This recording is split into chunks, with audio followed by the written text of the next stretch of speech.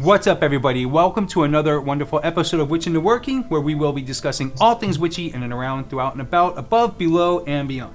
Today we have a very exciting episode that I've been waiting to do for over a year now, and it is with this wonderful person I have with me today, our guest, and we'll introduce her in a moment. And this whole episode is going to be about Druidism. So, I know some of you have been asking about it, and what are the differences and what are the similarities of witchcraft and Wicca? Do they have anything to do with each other at all?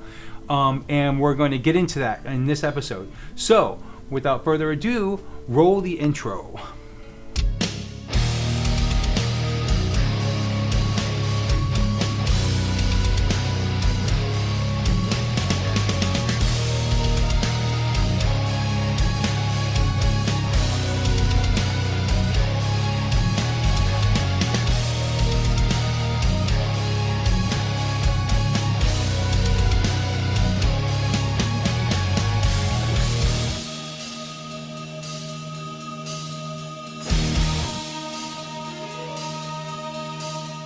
Welcome back, everybody. So as I mentioned earlier, we've got a great guest on with us today who is going to tell us all about Druidism and all the wonderful things that's involved in that world. So first of all, what's your name and what's your background and how did you come into Druidism? Well, hi there. I'm Ash the Silent and I practice Druidry, and I've been doing it for a very, very long time. And I've known you for about 20 years, maybe? Every bit of that, at least. Yeah, at least. You were like a kindergartner, right? Spring chicken. Exactly, you were. I started this path when I just kind of fell into like living it, because like my mom, she was this Irish hedge witch, and she was really very adamant about all of her children knowing the stories and their heritage. Being first generation Irish, she, was very important. And her philosophy was one that the fairies, all the she, were real, and that just because there was one world that we lived in, it wasn't the only world, and other ones were equally as important. And my brothers and sisters and I, we were 6 of us. Nice Irish Catholic family, right?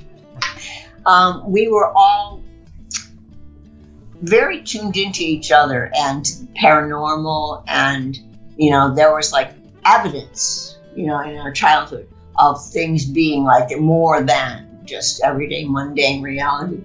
And I started becoming very interested in the folk tales and the stories and the philosophies of the Irish traditions. Mm-hmm. And that just synced with me. It was exactly what answered my there's a term for it in Gaelic, and it means yearning for the wind. Mm-hmm. And it's like, I know, it's exactly how you feel when you long for, that connection. Mm-hmm. And Druidry answered it for me. Very cool. So, what is Druidism? Well, it's not a religion. I want to make that absolutely abundantly clear, that it is not deist at all. It's more of a way of living and a way of being, and it's a philosophy and a scholarship and a belief, like a melding of the natural world and the supernatural world, and that everything is sacred, not just because this little box over here, is the church. That's what's sacred, or the circle is sacred. It's like the trees are sacred, the birds flying in the air are sacred, yeah. And they all are portents and omens and affirmations. Very cool. No, I love that. I'm wondering. I've heard that like Druidism, like the first stirrings of it that are recorded were by the Romans. Yeah, and I guess that they were. From what I understand, some of the text might even have been where they painted Druids as as nasty people, but that's only because these emperors they did it on purpose because they were trying to, like, Romans, I guess, didn't like the Druids, and they were trying to, be rid of that. Is that accurate, or? Of course it's accurate. Okay. Think about it for a second. Oh my goodness. St. Patrick, driving all the snakes out of Ireland, right? Those weren't snakes, those were Druids, and we're still here. Right? Okay. Very cool. Yeah, I've heard that before. I didn't know it was Druids, though, because I always heard he was driving the pagans out. They'll say the pagans, but I mean, I guess Druids, in the modern sense of it, Druids would be considered pagans. No, not really, because you said it's not a religion, and I think did Druids believe in, like, a religion of some sorts? Like, were they Christians, for instance, that just embraced this way of life, or were they not Christians at all? Like, or maybe some were. How did that work? No, they were not Christians. Okay. They were not Christians. Christian is a deist-based religion. That is a parallel religion to many other religious traditions where there's a martyr king who gives up something for his people, a sacrificial king like Odin, right? Like Mithra, okay? Mm-hmm. It's like there are like dozens of Jesus them. Christ himself, did that. Like, he gave up something for his people, for instance. That's what I'm saying. Is Druidism like pagan?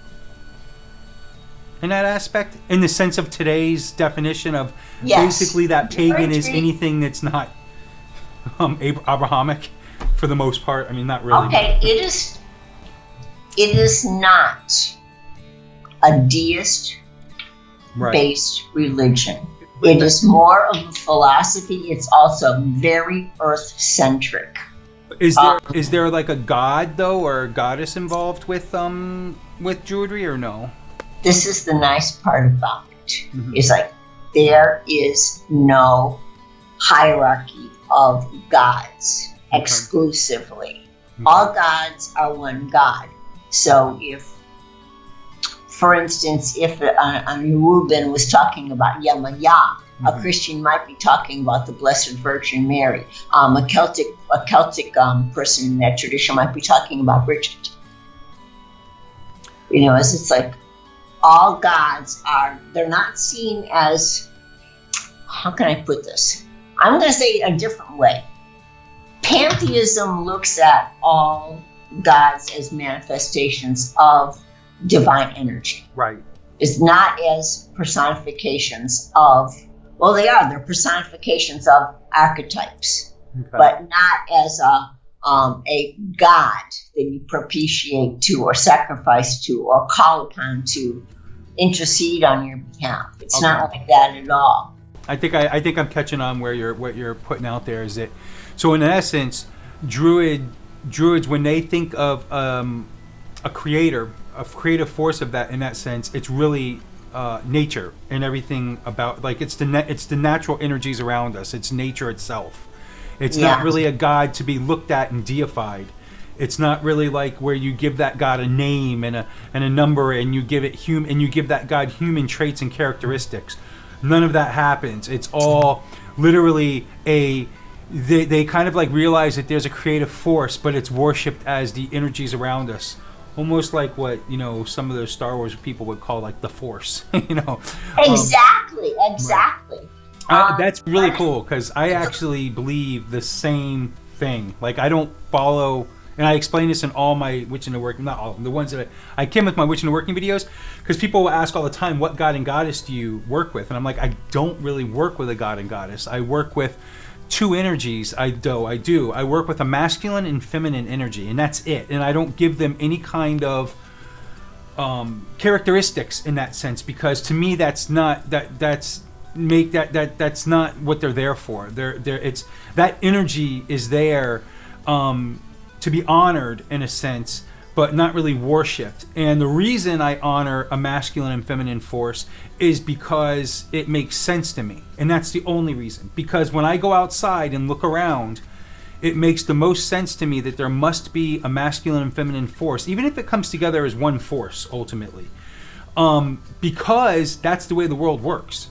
The world works via masculine and feminine energies coming together and creating. period.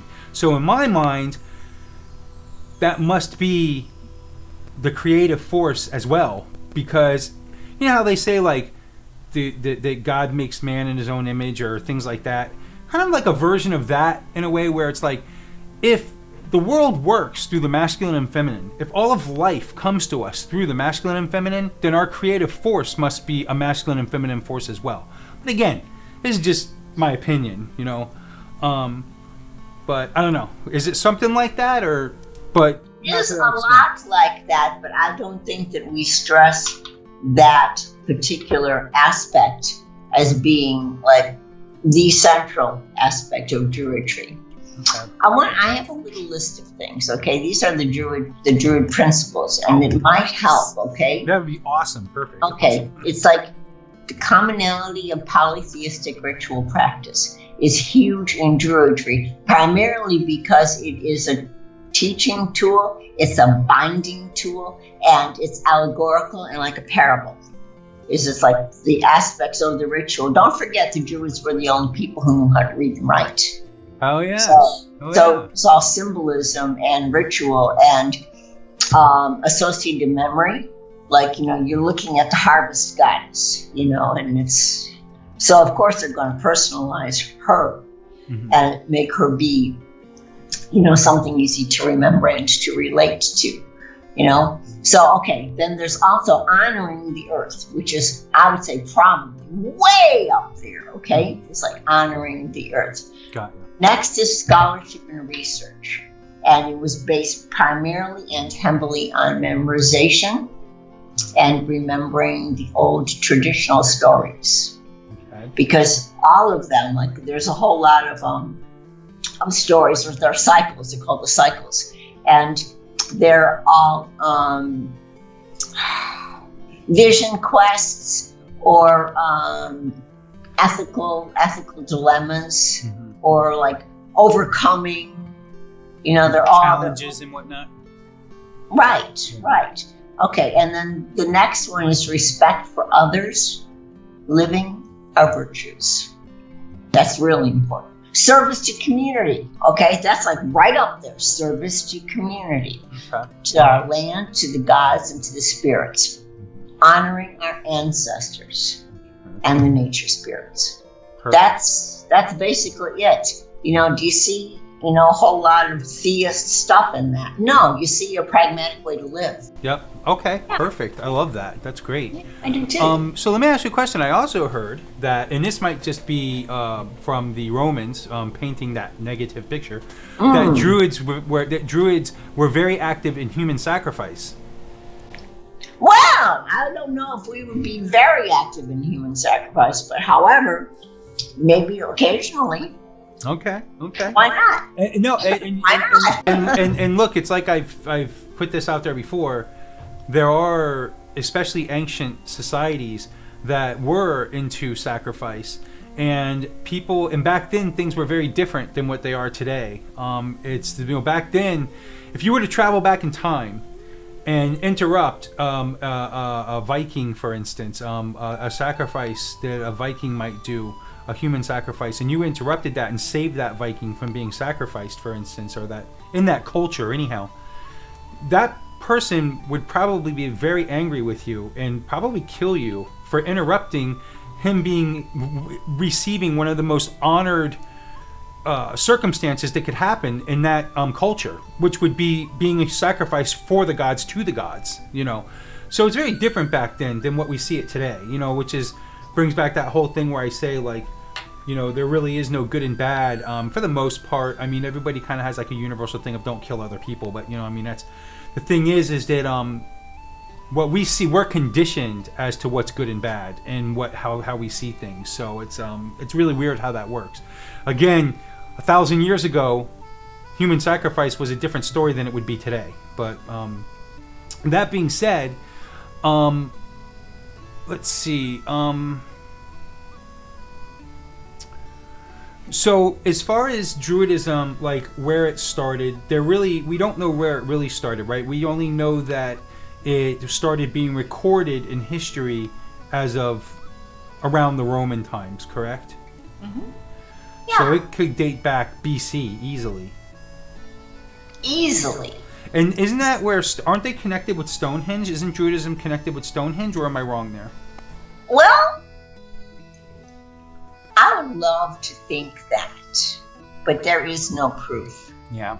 You know, it's like I would love to think that. But what I do know is that Druidry is very connected to standing stones, particularly the ones in Appary, which is not very far from where Stonehenge is. Okay, very cool. So, it's neat. I'm actually doing a video. My next video that's coming out is actually, which will already have been out by the time people see this. It's actually, there's a Stonehenge here in New Hampshire. It's called the America's Stonehenge. I know, isn't it cool? Yeah, so I actually the History Channel. Yeah, I actually went there and visited, and it's only 20 minutes from me. So I went there and visited and took a whole bunch of video and everything. And It's funny because one of the things they say, one of the theories, there's multiple theories. All they know is that parts of the site date back to 4000 BC, all the way up to parts that just date back 1,000 years. The site's been used multiple times, basically, by different cultures of people, all the way up to the American Indians. And it's also a site where the slaves went through. But my point being is that one of the theories is that about 1,000 years ago, it was a temple or an area for where some Irish monks, quote unquote, utilized the area. And I'm wondering if that's translation, Druids had used the area for a little bit. Well, think about 1,000 years. Christianity was at a peak, right? Mm-hmm. So perhaps they were Irish monks. Irish monks were like really heavily into I want to say altered states of consciousness. Mm-hmm. You know, like they would do the whole scourging thing and the fasting, and they would basically, trance out. Okay. And it was a big part of being a monk. Yeah. Was that whole search for inner wisdom. Yeah. I just look at the area and what it was used for, and they even have like a sacrificial table and everything there, and I'm like, I don't know. I don't know about the Irish monk thing, but it's one of the theories because one of the formations they found, and one of the guys had put it in there. But it was just a thought when you had talked about Druids and Stonehenge. I was like, wait a second, maybe those Irish monks they're talking about were actually like a Druid sect of some kind. But I don't know, maybe Who not. knows? We weren't there. But Exactly. By the same token, somebody on the outside might have said Irish monks, not knowing that they were really renegade Druids. Right, gotcha. Exactly. Could have been. It could have been. What do you see as some of the difference? Okay, so nowadays we have so many different pagan things. I don't know, pagan. I don't know what you want to call them. Pagan traditions, I guess, out there. I mean, there's what we would call like Druidism would still be a type of paganism, correct? Yeah. Oh, absolutely. Yeah, and so and then there's like Wicca, and then there's like witchcraft, and then there's Odinism and Asatru and all these different things out there. Especially where what's become big very lately is what do they call it? Not reincarnation. Where they take an old thing and Reconstructionist. That's it, Reconstructionist. Okay. Where there's a lot of that going around, where they're Reconstruction, Greek Reconstructionists, Roman Reconstructionists, and all, which wonderful, awesome. As far as I'm concerned, the more the merrier. And especially when we're in this world talking about magic and things like this. So as far as at one point we were talking about Druidism, and I talked about magic, where. What was more of the magic style of Druids throughout in history? I'm going to answer that a slightly different way. Okay. Mm-hmm. Most formal Druidic training has 3 levels. The first level is the Bard, and you get your ribbons after you've completed. Reciting, competing in these contests that they have every year in the springtime. And if you successfully memorized all the stories and you've said them all and you didn't screw up, you get your ribbons. That's the bardic training. After you've been a bard and you've gone around and you've shared all these stories and you're like the keeper of the lore is what you are. Okay. Then you get into the second level, which in this country, this language, it's ovates, and it's those people who have been in Druidic training for at least 7 years, they can start their Magick training. And it's for divination and seeing and sacrifice and conducting the rituals and the rites. Okay. And then the third level is actually to be a druid and to gain your own name back. And this is primarily concerned with, it's called Breyan law, and it's the law of the land, it's the law of settling disputes, it's the law of ethics, morality, community, all those things that have to do with being a member of a society. And it involves an awful lot of like wisdom and judgment. But yes, to answer your question, inevitably it's the Ovates who perform the rituals and the magic. Also, even during a ritual, like the high priest, or the chief druid will call a vate to perform the divination. It's a huge part of the ritual. Okay. Does modern Druidism, does that have a priest and a priestess in it like Wicca does? Or does it work like that, or? Unfortunately, because I love there's the symbolism of the chalice and the blade and the great rite. I just love that. It's like so encompassing everything that's like the wholeness of it. Mm-hmm. Druidry does not insist on the polarity of the genders. Okay. Very good. That works. So as far as like, if you were to attend a druid circle, which I know that in the past on Samhain nights, at witches' balls and stuff, you would do quite a few druid circles. You would demonstrate the druid circle. I love those druids' rites. Yes. What would you, if you were to paint a picture? Is it something where you draw a circle and you have the quarters and you have an altar in the middle, almost like Wicca in a sense, or is it very different? Well, it's very much the same in that there is a set order to the ritual. It does not have quarters. Okay. It has the sacred fire, mm-hmm. and the well, right, and the tree. Okay. And those are the three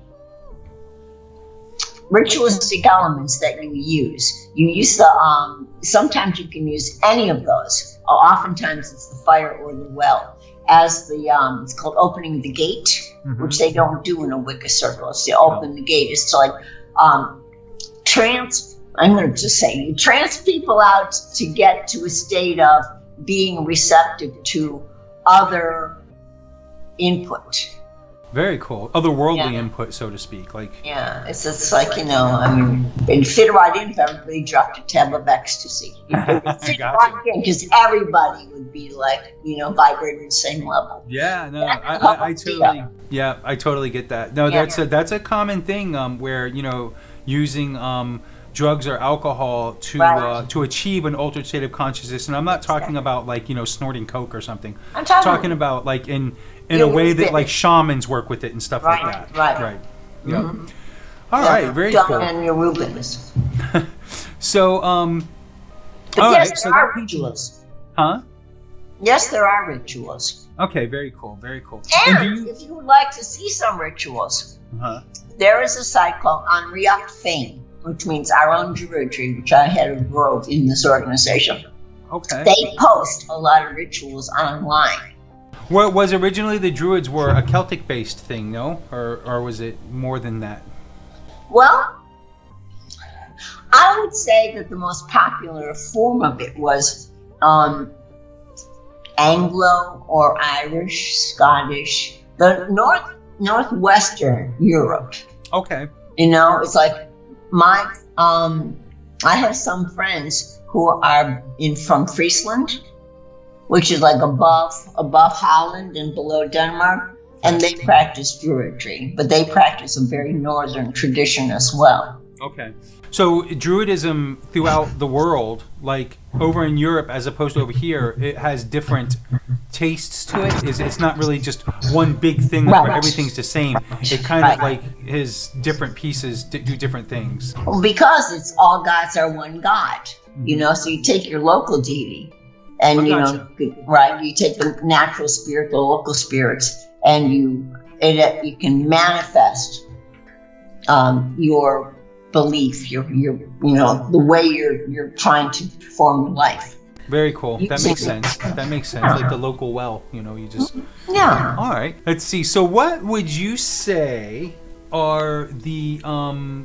what would you say, if there is any similarities to like Wicca or Witchcraft with Druidism in that sense? I guess we kind of talked about that already, where you kind of said there is a circle and stuff like that. But for the most part, once you get past the circle, it kind of is different.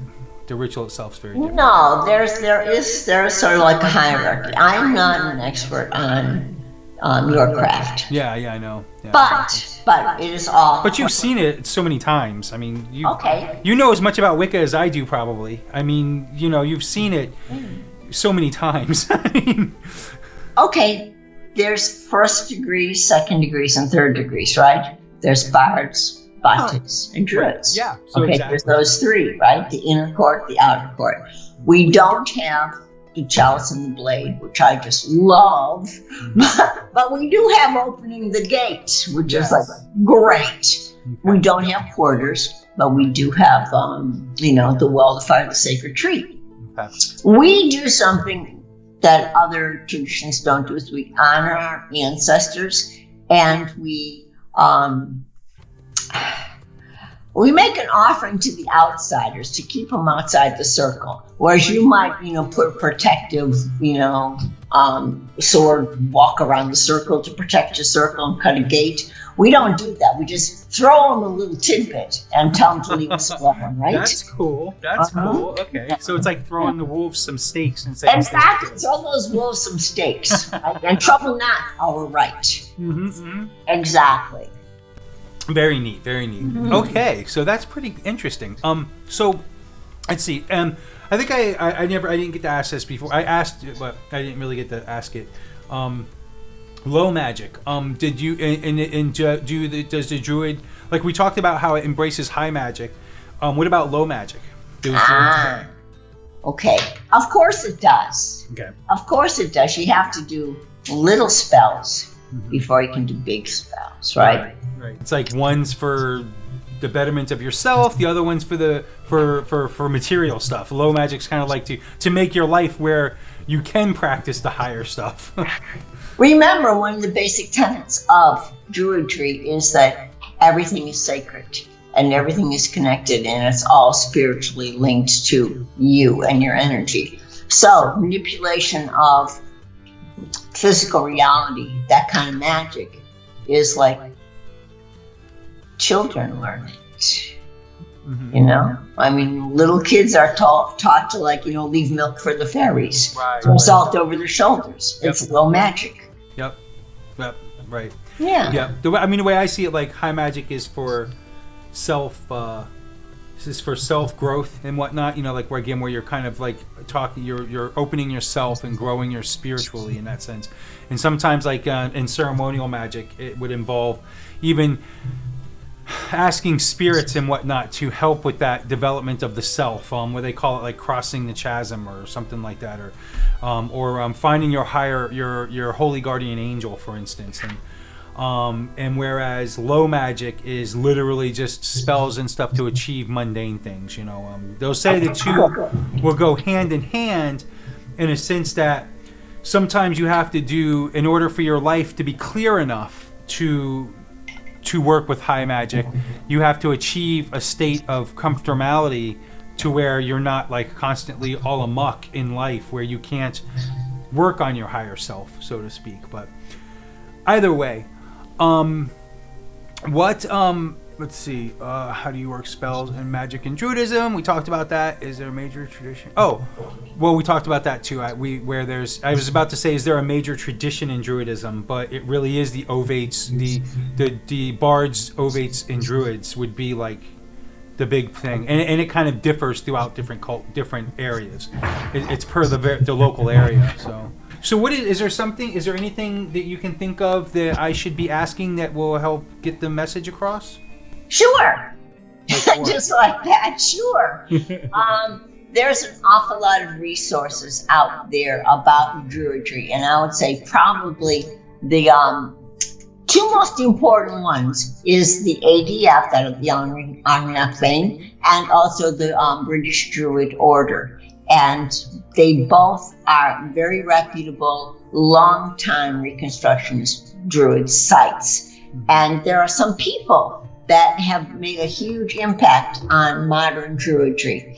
And one of them is Isaac Bonewitz. I'm sure that you've heard of him, right? Yep. He's hugely important. Did he write The White Goddess? Or? No, that's Robert Graves, who I'm also going to mention. Okay, how about Robert Graves? Okay, and in the White Goddess, he has a big section on it called The War of the Trees. And just like any other kind of bardic poetry, it's a lesson in, well, first of all, strategy, and then like the attributes of the trees, which is huge in divination in the Alum, and that's like the Irish. It's divination. It's like the tree sticks, you know, and every tree has an attribute, and you can do divination with the tree sticks. And which I think is cool with the trees. Like I noticed it. Like, so when I lived in Florida, I didn't get those because there's always these sacred magical trees. You know, the oak, the rowan tree. You know, the yew tree, and you know, all these different trees. You know, apple trees even and whatnot. And there's so many trees that are not in Florida that I never got to experience. I know. But now that I'm up here, I basically come in contact with just about every one. The famous, there's like 7. I think there's like the 7 magical woods or something, or maybe it's 9. I forget. But I've come in contact with like almost every one of those trees, like physically. Like, oh, that's what a birch tree, for instance. Right. Oh, that's what a birch tree looks like. You know, I know, isn't it amazing? Yeah. And understand exactly then why that a blackthorn is used as protection, because they've got those giant, you know. Right? And why the birch is a mother tree, you know, because they look like a maiden. You know, see, this is one thing about Druidry that is really integral, is that the trees of a place, the trees of my neighborhood, you know, what tree talks to me and stands the same way an oak tree would stand? Luckily, we have oak trees here, okay? But how about the birch tree? We don't have the birch tree, but we have gumbo limbos, which are such feminine trees, and they perform the same functions. We want hostile vegetation. We're not going to get a blackthorn. We're going to get a bougainvillea. A bougainvillea, there you go. Of course. Of course, okay, yes. So it's like the idea of the gods, the spirits of the place become like a living thing. So, you know, like, I remember you saying you're going to just die. I remember you said this. You said, I remember, I can't remember what it was. You said that the little lizards on your patio are the fairy spirits. Ah. You said that. Okay. And she's absolutely right. They are little beings. Yeah. They are little beings. No, I used. Yeah, no. There's a point where I was very heavily. I actually still am very heavily work with the Fae in that sense. It's been very different up here. Very different up here. I had to reconnect, so to speak. Yeah, because they're in a different place, so you have to reconnect with the spirit of the place. Totally. Right. Yep. I actually did a video on it where I actually called it, you know, reconnecting, and did a whole thing about, you know, if it happens to somebody else. Moving definitely threw me for a loop, going from being born and raised in South Florida to coming up here. It's like, you know, right now, I mean, I'm waiting for the winter to come. You know, the 4 seasons are amazing when you can experience them, you know, like, which you don't get to do in Florida, really. Not like you do. No. But you know, it's funny. It's so interesting that we're having this conversation, because I'm starting to see in my life, as I've lived my life, how much connection I actually have with Druid practice.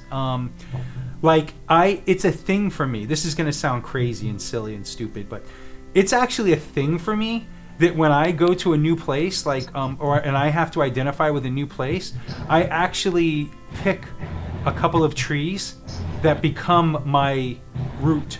It's if I walk out every morning. Let me give you an example. I walk out. It does not sound weird to me. Right? So it's like I walk outside every morning, and there's a tree that I see that I say hello to in my own little way. It's not like I walk up to it and say, "Hi, how you doing?" But I immediately, consciously, I'm just like, and I see it and I connect with it. In Florida, I had the same thing. Yeah. I had a tree. It's silly as it sounds, I had a tree in the public parking lot, a palm tree that I connected with, that every time, especially, I would come out and I would see that tree and I would literally get this, and I made a connection with these trees, and I make this connection with these trees that when I see them and I mentally connect with them, and all this happens in seconds. It's not it's just seconds. It's like, I get this feeling over me. I get this calming feeling. And I believe it all started when I was in middle school, when I used to have to go out every Friday and bang erasers for my teachers. I was the one who always went and had to clean the erasers because we still used chalkboards back then. And yeah, you're so old. I know, right? And I would bang these erasers, and there was a tree that was the only tree in the playground. And I would always go out to that tree and I would bang the erasers, and I connected. Can't even explain it, as silly as it sounds. I connected with this tree and then ever since that, I've done it again and again and again. At different jobs I've had, I'll find a tree there and I'll just connect with it. And it's not a thing of hey, I worship this tree or something. It's more of a thing of I meld, my energy, I just see, if I'm having a really stressed out time, I can literally go out to this tree and sit there for a second and just stand by it, and it draws that negative, and I just get this calming feeling, and doesn't sound crazy to me. Yeah. So I think that's actually, but it's fun. It's just funny how, since we're having this conversation, how much I feel like I actually may have connected with a lot of these practices in a sense. There's actually a couple of things you said that during this interview that I was hey, wait a second, that's kind of how would I believe? Hey, that's kind of, So it's very neat, very interesting.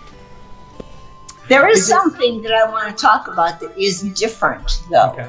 And I know that most pagans that I know practice the Wheel of the Year, and they call it certain names. Yeah, the 8 Sabbaths. Ban and, Lunar Sun. Winter solstice, summer solstice. Yeah, right. But we got, because it's not Wicca, okay? We have different names, okay? We're not going to, Lunasa is Lu, the god Lu, Silverhand, Lu, okay? And Mabon is the young warrior god. We're not going to do that. What we do is we practice the Albans, and it's the 4 big seasons. The Alban means light of, and it's Alban Artuin is light of the bear. That's the solstice. And then you have Alban Iron, which is the summer solstice. And you have the 2 balances in the equinox and in the fall and the spring. They're Heathen and Isler. So we practice the four Albans. Mm-hmm. So when somebody says to me, "Are you going to are you going to Yule?" I go, "Huh? Right. Yule." Yeah. Yeah, because saying that you're going to a festival that's the light of the bear, I mean, come on, that's that makes my little poetic heart be so happy, Yeah. What's funny is actually, it is, even Wicca is something that I think originally it had the 4. It really had the equinoxes and the solstices, which is what you're talking about. And the other cross quarters? Yeah, the 4 cross quarters were added later on because, well, you want to know the story I heard. Okay. The reason the 4 cross quarters were added later was because back then they wanted the witches wanted to get together. In Wicca, I'm talking about. they wanted to get together more often. So they know that they had these cross quarters as well, so they added them in. I think that makes a lot of sense because we get to party every 6 weeks. Oh, very cool. Right? What is that, for the moon? For the moon or for... No. Because if you look at the quarters and the cross quarters, it's 6 weeks. For the Sabbats, yeah. Yeah, there's a party, right? Yep. Hey, I don't blame anybody. Exactly. It's like they wanted to. It's like we got to get together more often. We're gonna throw 4 more in there. Right. Oh man. Well, we've been talking for 45 minutes. Do you have anything that you'd like to add? Anything else that maybe we missed? First of all, I know that there's a lot we're not going to be able to talk about, but that's where it's just we got to do the best we can. But is there anything of real strict importance that you maybe wanted to add? Yes. Okay. Yes, I have something that I think is important. And here is the High Priestess sitting here talking to you. Okay. People think that Druidry is led by men. Mm-hmm. And perhaps one of the most influential Druids that ever lived in, since the Reconstruction began, is a woman named Emrys Rd, and she was the head of the British Druid Order for about, 9 or 10 years. And she had a huge influence. You hear about Isaac Bonowitz, right? Yep. You hear about Phil Vaughan. You hear about these guys. But Emrys Rd was the archdruid of the British Druid Order for a very long time and really influenced British Druidry like a whole lot, taking it away from the patriarchy and top-down method and going more for a community-minded very approach nice to Druidry. Yeah, that is true. I actually have heard that rumor as well, that Druidism is more one of the things you hear is Druidism is more of a patriarchal thing, as opposed to Wicca, which is more matriarchal. But from what you're explaining, that's just not true nowadays. No, it's not. But for a very long time, of course, it was, like the Society of Janus and all those men, right? And alchemy was all very men, and John Dee and all these guys, men. And witches were like illiterate women. Yeah. And she's, the archdruid. She was like Tantra. Nice, very cool. She's wonderful. Yeah. That's another thing I've heard I've heard about one of the typical rumors that goes around is that Druidism worships the sun, whereas, for instance, Wicca worships the moon, which isn't true on Wiccan side because we honor the sun and the moon both. But from what you're explaining to me, even from what you explained to me early, Druidism's the same way. It's not like you single out the sun as an honoring. You honor all things that are in nature. So that would include the moon as well. Yep. The moon gets a glance. Anything else you'd like to add? No, that was my big thing. Okay, very cool. So thank you so much for helping me out and helping us all with these interviews. That's going to wrap up this episode of Witch into Working. Thank you everybody for joining us on this episode. And remember, please subscribe if you haven't subscribed already. Click like, give me a thumbs up. All that stuff, ring that little bell, to be reminded of future episodes to come. And I love you guys and gals, and we will talk to you all a little bit later on in the next episode, and we'll look forward to it. I love you guys.